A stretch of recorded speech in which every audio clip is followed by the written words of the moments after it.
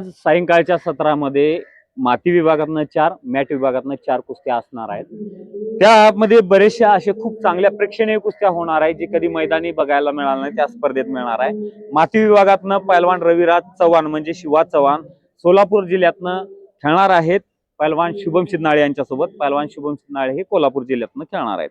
तर महेंद्र गायकवाड सोलापूर जिल्हा, इम्रान मुजाहर सांगली अशी असणार आहे कुस्ती। सिकंदर शेख हिंगोली विरुद्ध विक्रमसिंह भोसले गडचिरोली। सुदर्शन कोतकर अहिल्यानगर, रामचंद्र कांबळे भंडारा।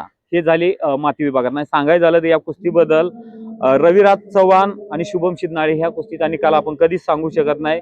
शुभम शिंदे यांना वजन ताकद याचा पुरेपूर फायदा होतो का ते बघायला मिळेल, कारण तसा रविराज चव्हाण पहिल्यांदाच महाराष्ट्र केसरी ओपन गटात खेळले, परंतु 7-8 वेळेस सुवर्ण पदक असणारा, इंटरनॅशनल पलवान असणारा, स्पर्धेतील तगडा अनुभव असणारा पलवान रविराज चव्हाण दिसायला जरी बारका असलं तरी लिफ्टिंग पॉवर वगैरे जे आहे ते पलवानाकडे चांगले आहे। कदाचित त्याचा फायदा पलवान रविराज चव्हाण यांना होऊ शकतोय काय, त्या नक्कीच आपल्याला सायंकाळच्या सत्रामध्ये बघायला मिळेल। त्यामुळे कधीही या कुस्तीचा आपण निकाल निश्चित सांगू शकत नाही की काय होईल।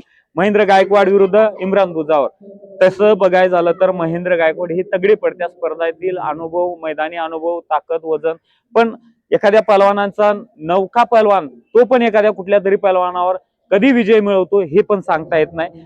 सिकंदर शेख विरुद्ध विक्रम भोसले ही प्रेक्षणीय कुस्ती होणार आहे। सगळ्या पब्लिकचं ह्या कुस्तीकडे जास्त करून लक्ष आहे। तसं खालनं वर येणारे पलवान म्हणजे विक्रम भोसले, वजन वय तसं कमी आहे, परंतु सिकंदर शेख यांचा तगडा अनुभव आहे। मॅट आणि मातीकडे दोन्हीकडे चालणारे पलवान आहेत आणि विक्रम भोसलेला खूप सुवर्ण संधी असणार आहे, कारण की एखाद्या मातबर मोठ्या पलवानाबरोबर कुस्ती खेळण्याची संधी पलवानाला मिळते।